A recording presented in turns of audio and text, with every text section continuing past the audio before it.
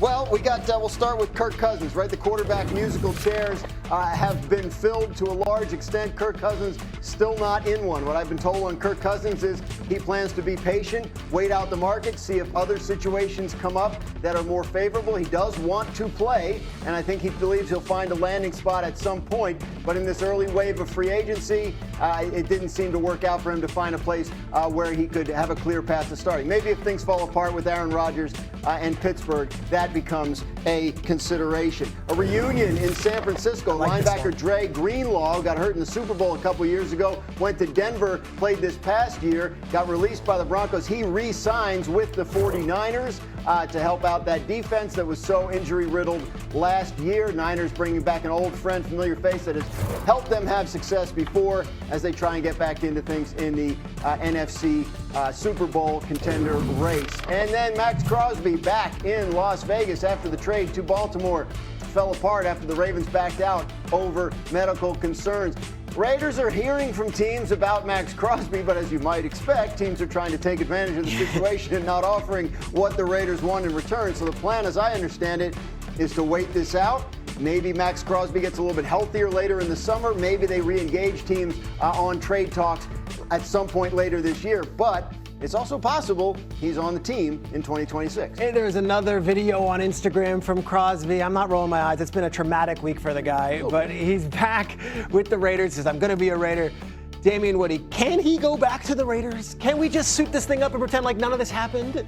No, I don't think. No, absolutely not. You know how much your ego is struck down, getting traded away to another team, and then all of a sudden it falls through because of your physical. Like, a team gave you away. They traded you away. They told you, we don't want you anymore. Like, you're not part of our future. And that, to me, is where it all falls. Like, Maxx Crosby's timeline and the Raiders' timeline, they're totally different. This thing should be all about Fernando Mendoza. How are you going to build around the presumptive number 1 overall pick? And that means taking an asset like Maxx Crosby and dealing them away, whether it's now, whether it's before the draft, during the summer, but at some point they need to deal him away and focus on their future out there. But the value, like at 2 first-round picks, yes, but at 60 cents on the dollar? No, and by the way, the impetus for the trade was Max letting them know that he didn't want to be there anymore after the way last season ended. So if he has changed his mind on that, then I think that's a bigger deal, and it probably helps him fit back into the locker room.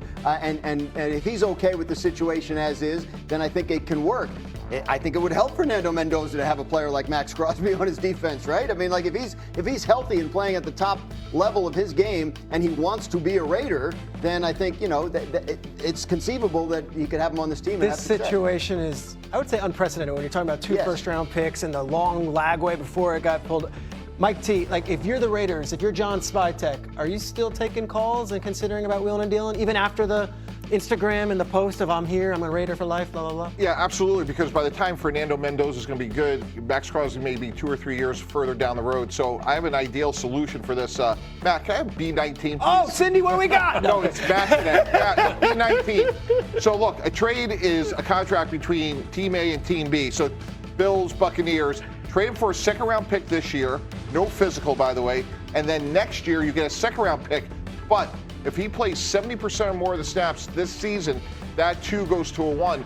Who says no to that? If you're Buffalo or Tampa, you may get a great pass rusher for 2 2s. And if you're the Raiders, it's not 2 1s, but it could be a second-round pick and a first-round pick, and you're cutting your losses. And I'll tell you this, guys, just from a team-building standpoint, not knowing if you have $30 million on your books is hugely consequential. That's 10% of your budget. So if I'm John Spytek, if I'm Clint Kubiak, guys, I want to know ASAP, is he in or out? And that's why if you make a trade with these sort of conditions where you're protecting the Raiders' upside if he plays, I think is a fair resolution. If you find out from him that he still wants out, that's fine, but you got to make sure you keep it quiet, right? Because you got 2 1s for the guy literally a week ago. And now you're talking about 2 2s? I just don't see how, like, if you're the Raiders, isn't the smarter play to wait a little bit, especially if it's not going to be trouble in the meantime? Yeah, Dan, I totally get that, but I would just tell you from sitting in that seat, if you're sitting there every day running scenarios, which most teams do, 30 million in, 30 million out, I want to have some certainty, and I understand there's going to be a lot of concerns now about the knee, and that's why I'm saying, like, like, for example, when we traded for Brett Favre, there were conditions in that trade depending on how well he played and we played. The pick could go up because we didn't get him to August. So I think it's a good way to sort of put a ribbon on a tough situation. And D-Wood, can I say, like, you look at you add Maxx Crosby, Kwity Paye, Nakobe Dean, Quay Walker, like, they got kind of good this week. And when you add Crosby, maybe they're not the same downtrodden team they were when he was asking for a trade all offseason. What do you think of that? I still think they're fourth in the division. At the end of the day, even with all the moves, and I like a lot of the moves that the Raiders have made, I still think they're fourth. And that's why I think the timelines of Maxx Crosby and the Raiders don't match up, and you'll be better off to get the assets to build around the young quarterback. If we have learned anything this week, stay tuned. We will have the latest. This story is probably not done. Coming up, LeBron's in Evans, Wisconsin. Let's go. Cece, orange and blue, make it a part of you. Come on, we are orange and blue cousins here. There we go. On Wisconsin. So, Cece, I think it's only... On to the offseason. Nope, we're good. I think it's only fair that since two of us have a game against one another today at our respective schools, that we make a little wager. Don't you think? I would agree with that. What's the stakes? Well, what are we looking at? Evan's not going to dye his hair Frost's tips. I just know he's not going to do I'm not that. going to dye my hair blonde. No, we're just talking about Frost Yeah, and because I the definitely tips. dyed my hair. Oh, yes. Okay, correct. I wanted to be clear on What that. about, we've been talking Matilda. You've been very, very against watching Matilda. How about when Illinois beats Wisconsin, your Saturday movie of choice would be Matilda, and you come back with a movie report? Yeah, no. I can't. Because I screwed something up. Uh-oh. Unbeknownst to me, I've seen Matilda. No, not in the movie. My wife texted me. My daughter was in Matilda at the play a couple of years ago, and I went to see it. I had no idea. Ha She was in the play, Matilda, at school. And I was there. I was in the building. Okay, but now you have to watch the movie starring Danny DeVito. No, I'm not doing it. But, that's horrible. I didn't remember the play that my daughter was in. Well, why don't you, after Illinois beats Wisconsin? I don't want to do that bet. I'm not watching that movie. I'm not wasting time like that. But we have to have stakes, though. There right, has to well, be a that's what bet. the bet So is. what's the bet? I don't know. We gotta the come up with- stakes Well, of she's the giving bet is not ideas, going to and be you're shooting something. it down, so you have to come up with an alternative, I sir. can't. The onus is on you. Time wasting is not my thing. Off the air. It's not going to be wasting your time. It's a great film, and you could watch it with your children. They'll love it. Keep marinating. You know what's funny about him? He wants the end result of the bet to be something comfortable for him. That's Yeah, not the that's point what it of is. betting. The stakes are supposed to be high. You're supposed to sweat it out. But here's the thing. I guess it would be the point of betting if he knows he's going to lose. Correct. Because guess what? If you think that your team is going to win, if you are supremely confident that y'all are going to get the dub, the stakes don't matter. Correct. The stakes do not matter. We'll come up with something. I don't like that one. Could we just finish off what you just started, though? Yeah, that was a good point at the end. Okay. A good statement, I should say. So you said the Dallas Cowboys, based on free agency so far in the NFL, the Dallas Cowboys have the highest floor. I didn't say the highest floor. I said I'm more comfortable with the floor, meaning I feel like I know what I'm going to expect from them. I don't think that they have as much variance as the other teams in the NFC East. Okay, so Giants and Commanders are easy in terms of variance, right? Sure. Giants made a lot of moves. I like a lot of them. They're all by the way, one narrative that has to be put to bed is that the players didn't like John Harbaugh. Yep. They're all joining him. You can't say the players didn't like him. Half the team. Doesn't matter if the players didn't like. As long as one player didn't like him, then that's all that matters. Well, we know who you're talking about, obviously. Exactly. But I'm just saying in So, general. So because the Giants have not been good for a while now, the Giants having the variance of record is understandable, right? Because they haven't been good. The Commanders were a disaster last year, and you and I the other day, CC, both came in, and our biggest question mark was, what are the Commanders doing in terms of the overspending with guys that we just don't know if they're that good, right? So variance is easy there. Where the variance is not easy is walk me through the Eagles variance in terms of you think it's on the table that they could stink this year? Yeah. Does anybody not think that Nick Sirianni is coaching for his job in 2026? I don't think he should be. No.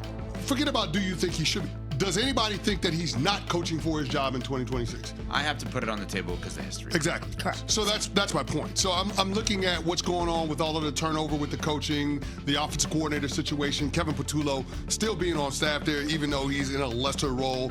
They're bringing in I thought he signed with the Dolphins. Didn't he sign with the Dolphins? Am I wrong about that? Did he Is sign Patullo with the Dolphins now? I could be wrong. Yeah, I could be think wrong. he is, Okay, yes. so Kevin Patullo's with the Dolphins. That whole disaster, how everything played out. Yeah. They've got Sean Mannion there now. But he wasn't fired, to your point. He's the pass game The coordinator. thing that scares me the most is the Jeff Stoutland thing. The offensive line coach, having one of the best offensive line coaches in the game, no longer with your franchise, and that was a source of strength for you throughout the entirety of Nick Sirianni's run. The A.J. Brown situation still hasn't been resolved, and we're talking about years in the making. Defensively, you have no edge rush presence whatsoever. Lost some leadership in your back end. Reed Blankenship no longer there. There are a ton of questions that are going on around this Philadelphia Eagles team, and usually we look to the coach and quarterback to be stabilizing forces, and I'm not sure that those two individuals, that tandem, can be considered that coming into 2026. So yeah, I think there's a ton of drama around the Philadelphia Eagles, and this could be a season where they potentially bottom out. So when I said, you asked the question about Sirianni, and I said, well, it has to be on the table because of the history. What I mean by that is, more than any other organization, I guess Seattle's now with them, they have been nameless and faceless at coach and quarterback relative to changing it over. Not that they are nameless and faceless in general, but like, oh, we got Belichick and Brady, 20 years, right? We got Tomlin, 20 years. Like, no, we can win with Holmgren. Mahomes and Reed. Right, Mahomes and Reed. We'll be at 10 to 15, 20 years. Oh, we can win with Holmgren. We can win with Pete Carroll. We can win with Mike McDonald. Like, we can win with Sirianni, Peterson. Andy Reid, Doug Peterson. They have been nameless, faceless in that regard, They've right? treated a head coach as fungible. But also the quarterback. I love Jalen Hurts. Love him. Would want him as my quarterback any day of the week. Is he also on the hot seat relative to the hot seat? Hold on. Let me preface this. I need to explain what I'm saying. I'm not touching that third rail. No. I'm gonna let you. This is all you play. I'm not This is all finished you. with the explanation. Is he entering a year where at the end of it, he then is on the hot seat as to what he is? It's the Matt LaFleur year from this past year. Matt LaFleur with the Packers went into the year under the premise of, if you're not that good to the level you should be, in a year, we're going to discuss whether or not you should be the coach, which we did. So I think the Eagles would be nuts to move on from Jalen Hurts. Nuts. Let me reiterate that. In a year, if this year that we just saw happens again, will we be discussing it in the future? So are you saying potentially, if the year doesn't go the way that they anticipate it will, that they could draft his replacement in a quarterback-rich draft? Or are you saying they could move on from him altogether? May no. All the above. So are you asking the question as a means of soft launching the take? I'm curious.